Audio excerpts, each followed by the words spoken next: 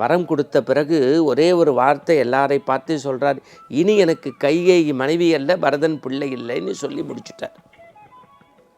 தசரத சக்கரவர்த்தி ராமன் பிரிந்த பிறகு உயிர் மாண்டு தைலத்திலே வைத்து விட்டார்கள். அண்ணனிடத்தில் ஒரு வேண்டுகோளை வைத்தான். அண்ணா அண்ணா 14 ஆண்டு காலம் நாற்காலியில் உன்னுடைய பாதுகை ஆட்சி செய்யும். ஒரு நொடி கழித்து நீ வரவில்லை என்று கழித்தால் 14 ஆண்டுகள் முடிந்து ஒரு நொடி நீ தாமதித்தாலும் நான் அக்னிக்குள் பிரவேசம் செய்வேன் என்று சொல்லி, உங்களுக்கு தெரியும், கம்பனை கூட வைணவ பெருமக்கள் கம்பநாட்டாழ்வார் என்று தான் சொல்லுவார்கள். இந்த மண்ணில் கவியரசு கண்ணதாசன் அற்புதமான ஒரு வரி சொல்லுவார். 10,000 கவிதை முத்தாக அள்ளி வைத்த சத்தான கம்பனுக்கு இன்னும் இங்கு வித்தாகவில்லை. காலமெனும் ஆளியிலும் காற்று மழை ஊழியிலும் சாகாது கம்பனவன் பாட்டு, அது தலைமுறைக்கு எழுதி வைத்த சீட்டு. கம்பன் வீட்டு கட்டுத்தறியும் கவிபாடும் என்பார்களே, அந்த கவி சக்கரவர்த்தி கம்பனினுடைய மேன்மை, கவியின் நுட்பம், அறம், வீரம், பெண்ணின் பெருமை, சமூக பார்வை என்று ஆழ்கடலில் மூழ்கி முத்தெடுப்பது போல கம்பநாட்டாழ்வானுக்கு உள்ளே சென்று நல்ல நல்ல செய்திகளை நாம் செவிமெடுத்து வருகின்றோம். இன்றைய தினம் பண்பின் பாசறை பரதன் என்கின்ற ஒரு பாத்திரத்தை பார்க்க போகின்றோம். இந்த பரதன் யார் என்று கேட்டால், ராமனோடு உடன் பிறந்த சகோதரர். ராமாயணத்தில் 2 உடன் பிறந்த சகோதரர்கள், ராம லக்ஷ்மண பரத சத்ருகுணர். உவந்து அணைந்தவர்கள் சுக்ரீவன், வீடனன், குகன். இந்த உடன் பிறந்த தம்பியர்களில் ஒப்பற்ற தம்பியராக, பண்பின் சிகரமாக, அறத்தின் நாயகனாக இருக்கக்கூடிய ராமனுக்கு சற்றும் குறைவில்லாதவன் நம்முடைய பரதன். உங்களுக்கு தெரியும், தசரத சக்கரவர்த்திக்கு ஒரு முடி நரை வந்துவிட்டது என்பதனால் சூரியகுல வழக்கப்படி மூத்த மகனாகிய ராமபிரானுக்கு பட்டாபிஷேகம் என்று முடிவெடுத்த போது எல்லோரும் மகிழ்ந்தார்கள். கூனி கைகேயினுடைய மனமாற்றத்தை செய்து 2 வரங்களை கேட்டு பெற்று ஆழிசூழ் உலகத்தை பரதனை ஆழச் செய்து ராமனை சடைமுடி தாங்கி கானகம் செல்வதற்கு ஏற்பாடு செய்துவிட்டார். இதில் ஒரு செய்தியை நீங்கள் பார்க்க வேண்டும். எதையுமே ராமனுக்கு தெரியாமல் பரதன் செய்ததில்லை. இப்போ ராம சீத்தை திருமணம், உடனே பரதனுக்கும் மாண்டவிக்கும் திருமணம். எல்லாமே அவனுக்கு அடுத்து அவனுக்கு அடுத்து அவனுக்கு அடுத்து அவனுக்கு அடுத்து. இந்த தசரத சக்கரவர்த்தி திருமணம் முடிஞ்சோன்னு சொல்கிறாங்க, கேகய நாட்டுக்கு போன்னு பரதனை உன்னுடைய மூதாதையர்கள்லாம் பார்த்து ஆசீர்வாதம் ஆகிட்டு வா அப்படின்னு அனுப்பிச்சுட்டாரு. ஆனால் இங்கே என்ன, பட்டாபிஷேகத்திற்கு ராமனுக்கு நாள் குறிக்கப்பட்டு விட்டது. ஆனால் கைகேயினுடைய மனமாற்றத்தால் இவன் காட்டுக்கு புறப்பட்டு விட்டான். தசரத சக்கரவர்த்தி உள்ளம் உவந்து செய்வேன், ஒன்றும் நோவேன், கேள் கைகேயி, வள்ளல் ராமன் மீது ஆணைன்னு சொல்லி சத்தியம் செய்து கொடுத்து அந்த வரத்தை கொடுத்துட்டார்.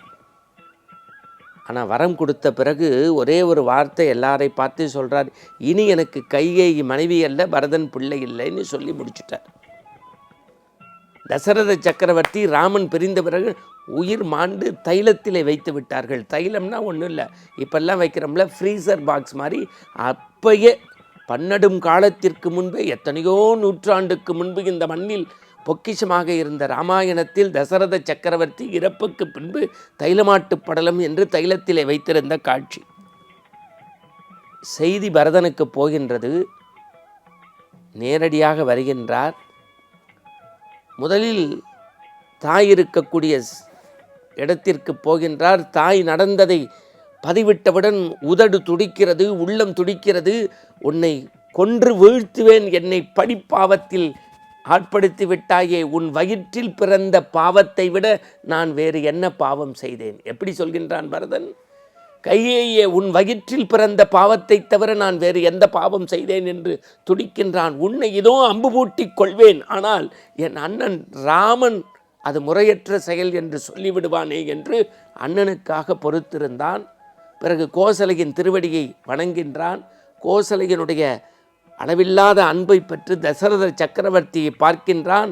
தைலமாட்டு படலத்திலே படுத்து கிடக்கின்றார். தசரத சக்கரவர்த்திக்கு ஈமக்காரியங்கள் செய்ய முற்படுகின்ற போது குலக்குருக்கள் தடுத்து நிற்கிறார்கள். இனி நீ செய்யக்கூடாது என்று உன் தந்தையின் கட்டளை. துடிக்கின்றான் அறத்தின் நாயகன். சத்ருகுணனை வைத்து ஈமக்காரியங்களை செய்து மறுநாள் பொழுது விடிந்தவுடன் நேரடியாக ராமன் இருக்கக்கூடிய கானகம் நோக்கி செல்கின்றான். எதிரிலே கங்கை கரையிலே நின்று கொண்டிருக்கக்கூடிய குகன் பார்க்கின்றான். பெரிய சேனைகளோடு வருகின்றானே, ராமனுக்கு தீங்கிழைப்பானோ என்று நினைத்த போது அருகிலே வந்தபோதுதான் அவனுடைய உண்மை காட்சியை கேட்டு கண்கள் குளமாகி 1000 ராமர் நின்கீழ் ஆவரோ என்று ராமனிடத்தில் அழைத்துச் செல்கின்றான். ராமன் திருவடியை தொழுது பரதன், அண்ணா என்னோடு நாட்டுக்கு வா என்கின்றான். தாய் தந்தைக்கு கொடுத்த சத்தியத்தை மீறக்கூடாது, நீதான் அரசு செய்ய வேண்டும், அது முறையற்ற செயல். சூரிய குலத்திலே பிறந்தவன், மூத்த பிள்ளை இருக்கின்ற போது நான் ஆளலாமா? அண்ணா முடியாது. இருவருக்கும் வாக்குவாதம். இடையில் ராமனுடைய பாதார விந்தங்களை பெற்று தலையில் சுமந்து அங்கே நாற்காலியில் வைத்து நன்றியின் விசுவாசமாக, ஒழுக்கத்தின் மேன்மையாக, அறத்தின் நாயகனாக அங்கே வைத்து 14 ஆண்டு காலம் ஆட்சி செய்தான். ஆனால் அண்ணனிடத்தில் ஒரு வேண்டுகோளை வைத்தான். அண்ணா அண்ணா, 14 ஆண்டு காலம் நாற்காலியில் உன்னுடைய பாதுகை ஆட்சி செய்யும். ஒரு நொடி கழித்து நீ வரவில்லை என்று கழித்தால் 14 ஆண்டுகள் முடிந்து ஒரு நொடி நீ தாமதித்தாலும் நான் அக்னிக்குள் பிரவேசம் செய்வேன் என்று சொல்லி தன்னை பெற்ற தாயை விட, தன்னை வளர்த்த தந்தையை விட அறத்தின் நாயகனாக ராமனுக்கே தன்னை அர்ப்பணித்தானே, அந்த பரதனை நினைத்து பார்க்கின்ற போது இந்த மண்ணுலகில் வாழ்வியல் நெறியில் நாம் எப்படி பரதனைப் போல காலத்தினால் செய்த நன்றி சிறிதெனும் ஞானத்தின் மானப்பெரிது என்று வாழ்ந்தால் அதுவே ஆனந்தம். மீண்டும் நாளை சந்திப்போம். வணக்கம்.